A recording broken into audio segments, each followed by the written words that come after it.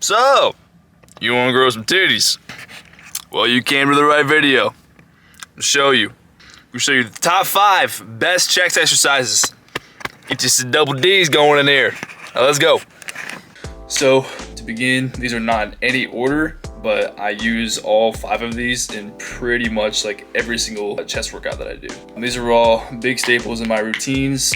I don't think any of them will be a surprise. They're all pretty basic movements. To begin, we got the bench press. I know a lot of people talk about the bench, that it's like not worth it. There's like some risk involved. And I think bench press is really good for strength. I always do anywhere from 1 to, I would say 6 to 8 reps. Usually I'm in that 1 to 5, like that classic like strength building like rep range. And people say that it's not good for hypertrophy, but when they say that, that doesn't really make much sense, because let me educate you guys. There are 2 kinds of hypertrophy. When a lot of people say that they work out for hypertrophy, everybody does that. When even strong men do that. There's 2 kinds of hypertrophy.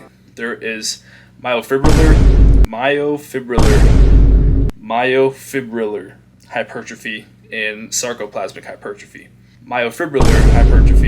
Myofibrillar, dang, is for that one is what people think of when they're strength training, in that 1 to 5 reps doing like powerlifting style movements. But doing those movements, that still builds muscle.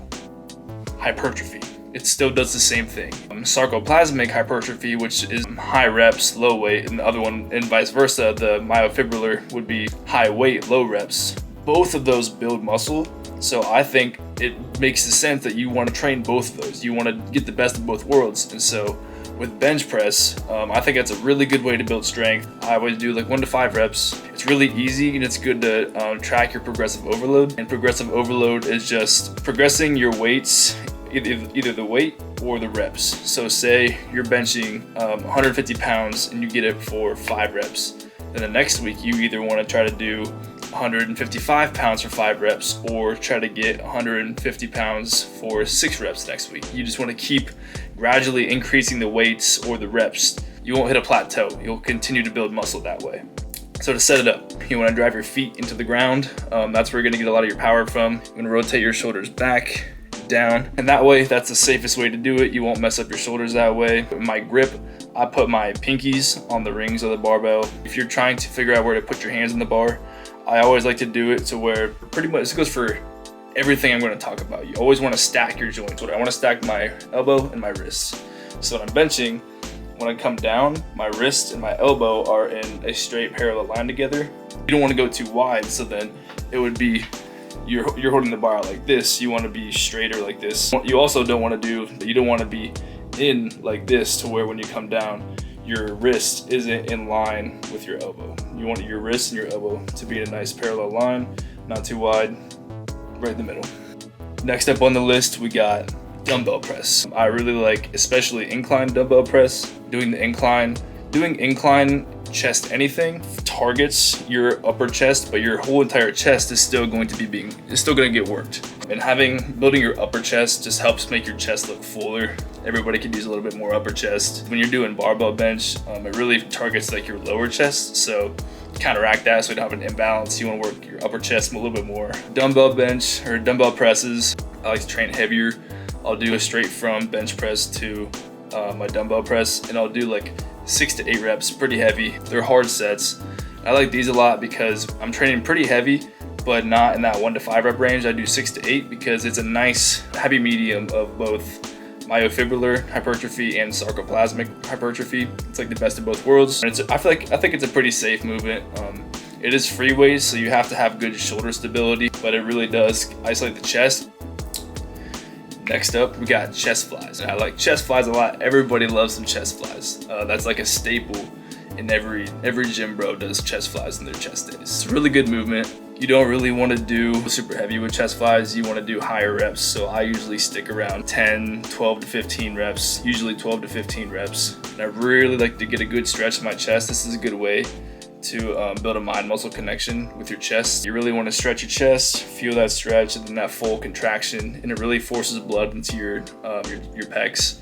And so that's why I like doing it afterwards, after I bench and after I do like a dumbbell bench. I'll do chest flies to really force some blood into the chest. My chest will already be somewhat exhausted so then I can lower the weight and do a lot more reps, really build the chest. And it's a really fun like pump chaser movement. Getting a pump in the gym, when you obtain a pump, that doesn't indicate that you're having a great workout. Like pumps, I think they're like an artifact of a workout. You don't need a pump to have a good workout. It's just something that happens sometimes, and it's pretty fun to have.